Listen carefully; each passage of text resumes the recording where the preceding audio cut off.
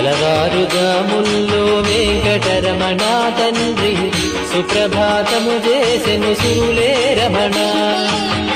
పంచామృతములతో వెంకటరమణ తండ్రి నిత్యాభిషేకములే నిత్యము రమణ.